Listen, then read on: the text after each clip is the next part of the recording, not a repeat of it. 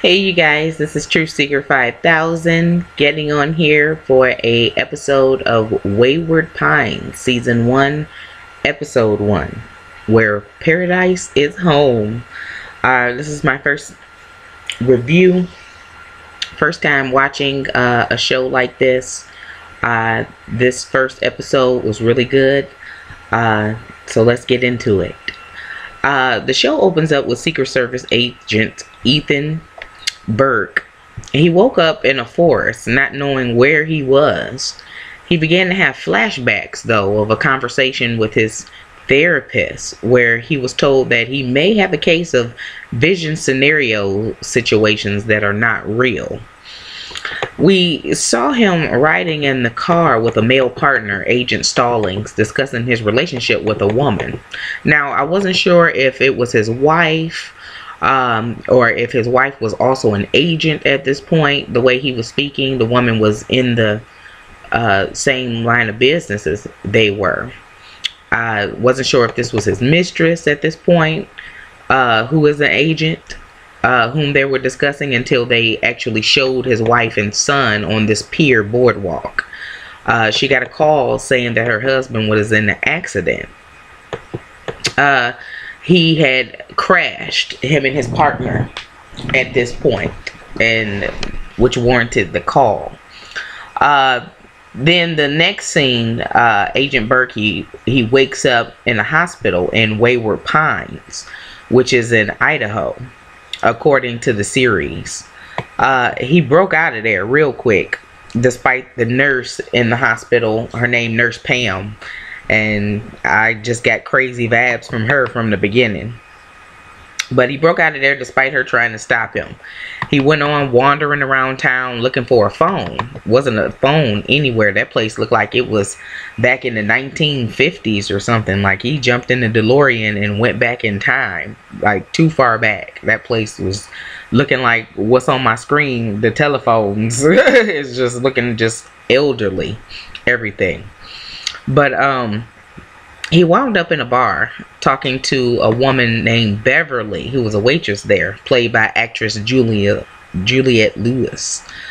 She seemed really nice. She fixed him a meal that came actually super fast. He asked for the burger rare, and he said bloody rare. And that's what she said. She said, well, you asked for it rare. I mean, because he picked up the phone and he attempted to call home, and by the time he was finished calling home and leaving a message on the voicemail, the food was right there. And she gave it to him on the house because he said that the sheriff had his wallet and things, that's what they told him at the hospital, so he couldn't pay her. But she just, was nice and gave it to him. I was grossed out by the fact that he ate that sandwich, that bloody rare hamburger. Who eats a bloody rare hamburger? But vampires. But okay. Excuse me. She slipped him a note with what she said was her home address, and on the back it said, "There are no crickets in Wayward Pines." This was written on the note. And as he began walking, crickets were chirping. And I guess he got curious because he bent down and fondled around in the grass, and he found a small box from which the cricket sound was coming from. I guess he didn't think nothing of it. He filed it in the back of the book of his mind and kept it pushing down the yellow brick road. He went to a motel and he went to bed. Next thing you know, popped his eyes open in the next morning due to a knock at the door from a very rude clerk the next morning. The clerk woke him up because he hadn't paid his bill, motel bill. He's like, payment? And of course, once again, he didn't have his wallet. I don't even know how he thought he was checking into that place, knowing he didn't have any money. But anyway, he decided to go to the address on the back of the paper that Beverly wrote down, and it led him to an old ramshacked abandoned house where he found his colleague Agent Stallings chained to a bed and very much deceased and decomposed. That was a definite sad moment and shell shock moment for him. So he ran off to the sheriff's office to report the matter, and there he met Arnold Pope, played by Terrence Howard. Him and his rum raisin ice cream had me pondering the deeper matters of the moment. Like, why was he so nonchalant when the agent reported his co-worker corpse rotting in the house? Why did the agent dime out the girl at the bar, Beverly, for sneaking him that information? He just told all of the business.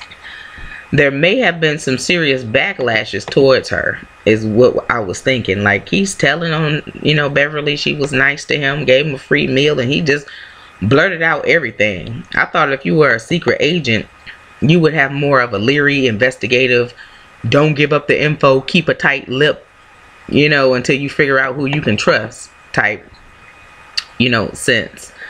And that's just me. Maybe that's just me. I don't know.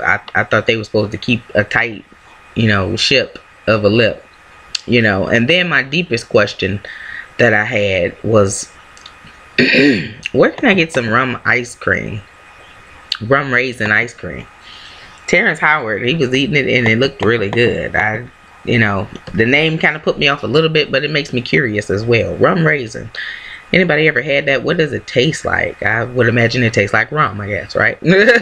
But anyway,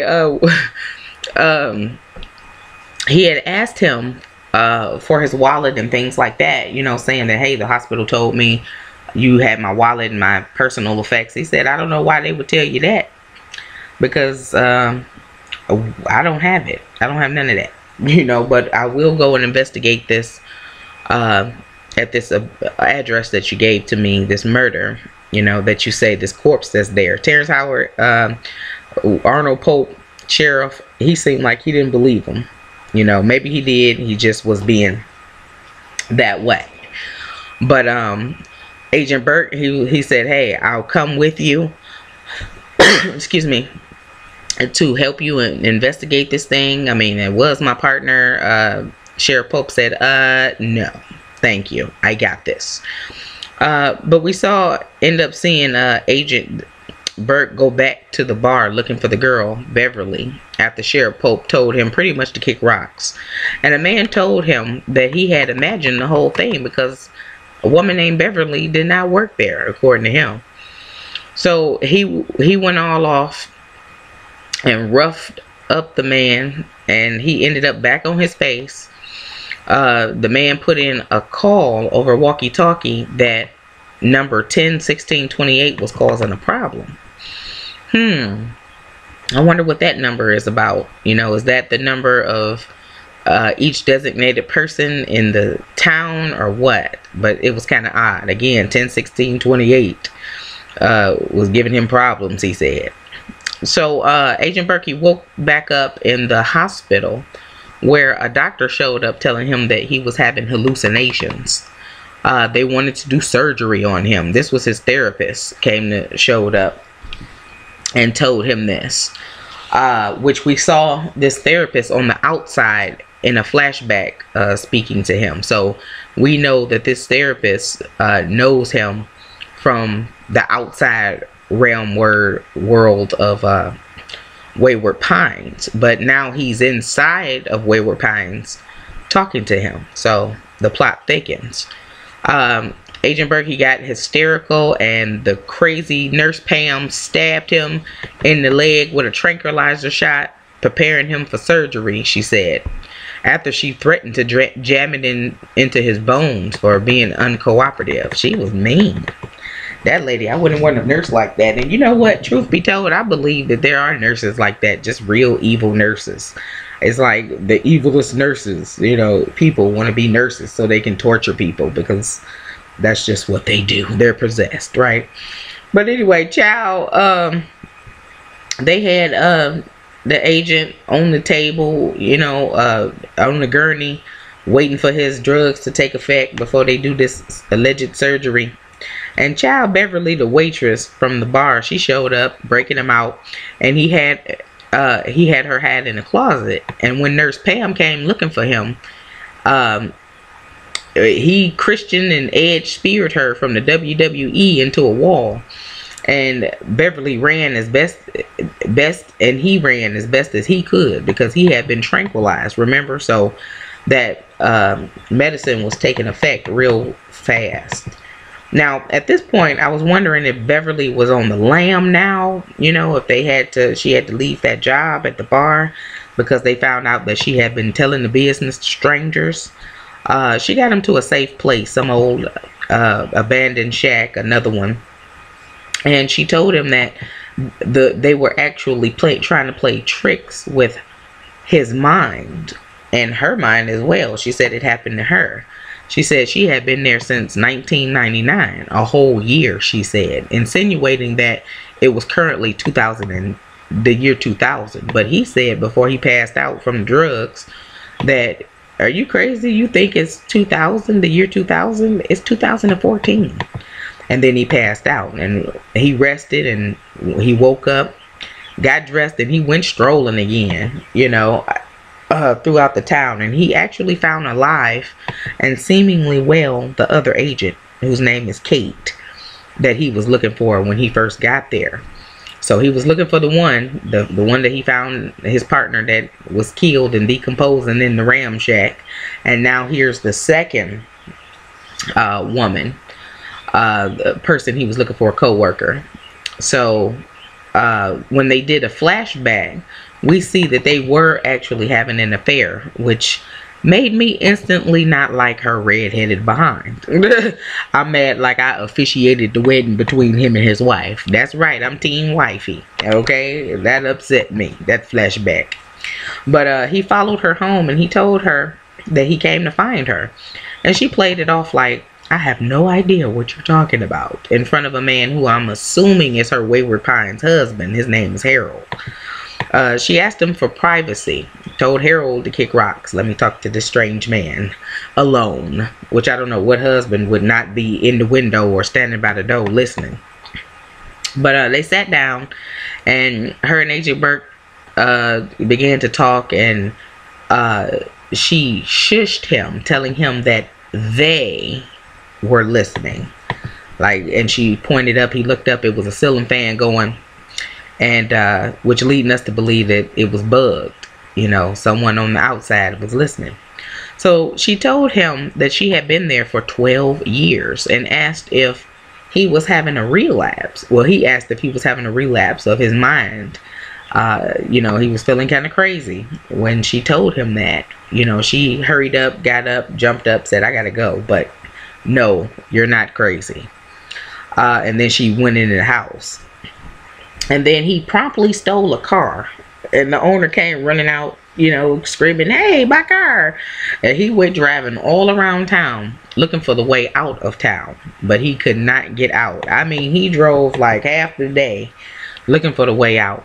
You know, at the end, we see Adam, which is a colleague from back home, who has been acting like he's so strongly concerned and looking for Agent Burke to his wife. You know, telling Agent Burke's wife, I'm really looking for him. I'm really concerned. I'm here for you. But we see him, his Judas behind. He meets up with the doctor, that therapist, and that we saw at Wayward Pines Hospital, who was trying to perform surgery on Agent Burke. We see him meet with Adam and tell Adam, listen, it's already done. Keep calm and keep pushing on. Okay, which tells us that this is definitely a setup by the government. The next scene, we see the agent being stopped by Sheriff Pope, who he asks, how do I get out of here? And the sheriff's reply was, you don't. Yes, by this time it's nighttime. You know, that would have made me crazy for you to tell me that. Like, I can't get out. I can't, you know, cross this border. I'm stuck here, you know. Like, oh, you know, I can't leave. I'm a prisoner. That's what it felt like. You know, he was in prison. So we'll see what happens next week. You know, we see that he actually saw a fence before that around the perimeter, fenced off. Like, it looked like a government facility, you know, with lights and high spike fence up above the brick wall all around the place. You know, if anything, I don't know, I think I would have tried to climb up, you know, being a man and everything, try to climb up and climb over. He didn't, it didn't seem like he tried to do that, you know. He wouldn't got back in the car, and that's when Sheriff Pope caught up with him. You know, so we'll see what happens next week. This kind of suspense show may not be for everyone, you know. For those who are used to ratchet drama, it's more for people who like to see what's behind the devious and very sneaky government veil. But I like it so far.